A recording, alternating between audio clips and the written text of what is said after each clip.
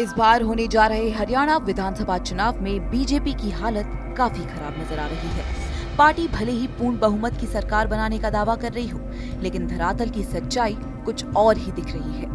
सबसे बड़ी बात यह है कि टिकट वितरण को लेकर इस वक्त तमाम राजनीतिक दलों में असंतोष नजर आ रहा है, लेकिन बीजेपी में अलग ही लेवल की बगावत देखने को मिल रही है।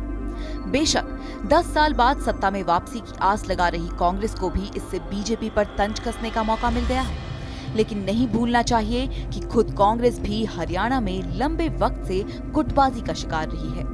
इसी वजह से वो इस बार सबसे ज्यादा सोच विचार करके अपने उम्मीदवारों के नाम का ऐलान कर रही है। बात करें हरियाणा बीजेपी की, तो बुधवार रात आई पार्टी की तीसरी लिस्ट में पार्टी के कद्दावर नेता रामबिलास शर्मा का टिकट कट गया है। उनकी जगह कंवर सिंह यादव को मैदान में उतारा गया है। लेकिन बड़ी बात ये रही कि रामबिलास शर्मा अपनी टिकट को लेकर इतने आश्वस्त थे कि उन्होंने अपना नाम आने से पहले ही अपना नामांकन दर्ज करा दिया था। और इस प्रक्रिया में रामबिलास शर्मा का साथ देने के लिए केंद्रीय मंत्री राव इंद्रजीत सिंह, भिवानी महेंद्रगढ़ से सांसद चौधरी धर्मवीर सिंह, नारनौल से भाजपा उम्मीदवार ओम प्रकाश यादव सहित पार्टी के अन्य नेता भी पहुंचे थे। इसके बाद राव इंद्रजीत सिंह ने पार्टी के बड़े नेताओं को आड़े हाथों लेते हुए कहा कि प्रदेश में भाजपा का परचम लहराने वाले रामबिलास शर्मा की इस समय अनदेखी पार्टी को भारी पड़ सकती है। पार्टी टिकट दे या ना दे, लेकिन किसी को भी बेइज्जत करने का अधिकार उनके पास नहीं है। सुनिए। जब भारतीय जनता पार्टी की सभा के अंदर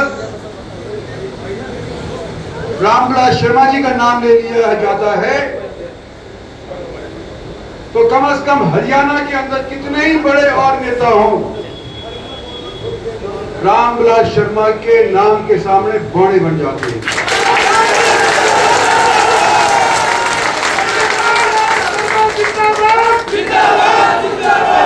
हाथी के पैर में सबका पैर।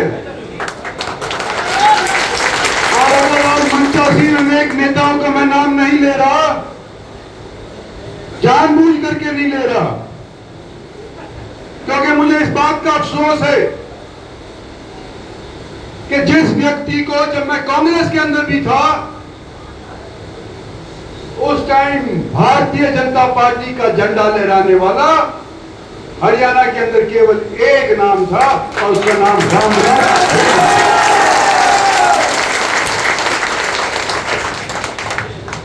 टिकट पार्टी दो, टिकट पार्टी ना दो, लेकिन किसी का भी बेइज्जत करने का किसी को भी अधिकार नहीं।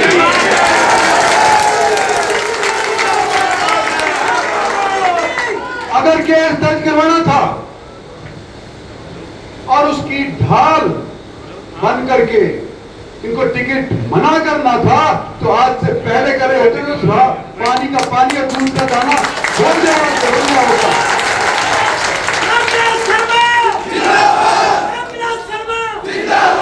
लेकिन एन टाइम के ऊपर इतनी देर के बाद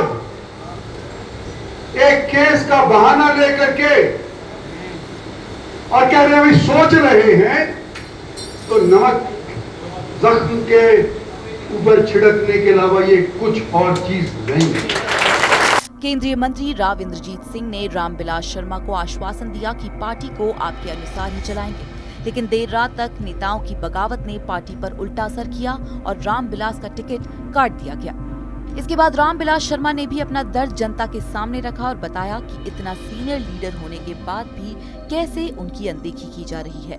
और ये एसडीएम उसको 30 लाख रुपए दे के आया कि रामबिलास की छवि खराब करने के लिए तो कोई प्रपंच करो। उसको कहा कि इसका दारू पीने का प्रबंध, मालड़ा गांव ने उसको भगा दिया।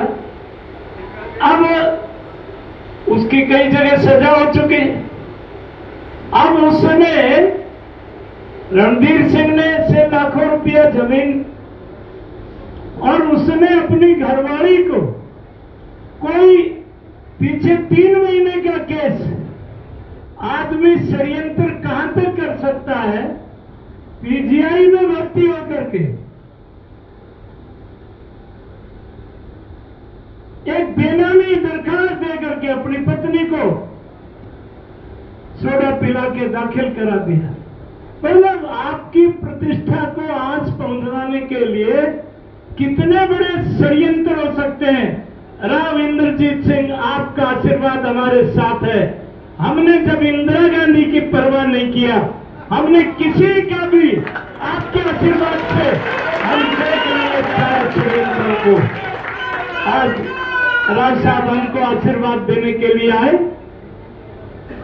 श्रीमान कैलाश जी चौधरी आए, चौधरी धर्मवीर जी हमारा एमपी हमारे साथ खड़ा है, भाई सीताराम जी, ओम प्रकाश जी यादव।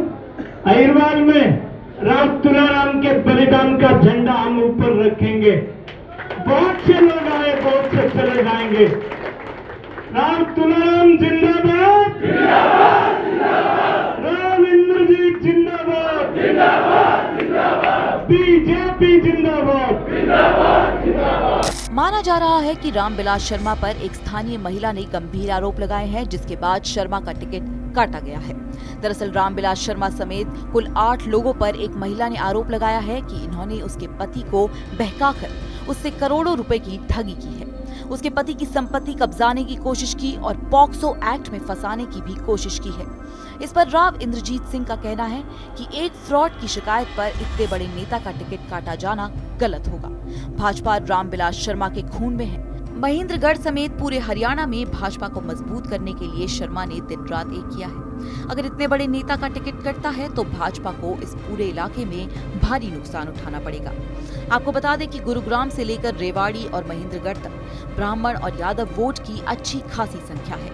ऐसे में अगर राव इंद्रजीत सिंह और रामविलास शर्मा जैसे बड़े दिग्गज नेता पार्टी से बगावत करते हैं तो सीधे सीधे उसे इसका खामियाजा इसी चुनाव में भुगतना पड़ सकता है। वैसे हरियाणा बीजेपी आज जिस तरह की बगावत का सामना कर रही है, ऐसा शायद ही पहले कभी किसी पार्टी में देखने को मिला। 4 मंत्रियों समेत 15 विधायकों के टिकट काटना सामान्य बात तो नहीं हो सकती। 90 सदस्यीय हरियाणा विधानसभा में बीजेपी को पिछली बार 40 सीटें मिली थी, यानी कि 1/3 से भी ज्यादा विधायकों के टिकट काट दिए गए। लेकिन ये बात भी सही है कि ऐसे ही रणनीति दूसरे राज्यों में उसके लिए कारगर साबित हो चुकी है।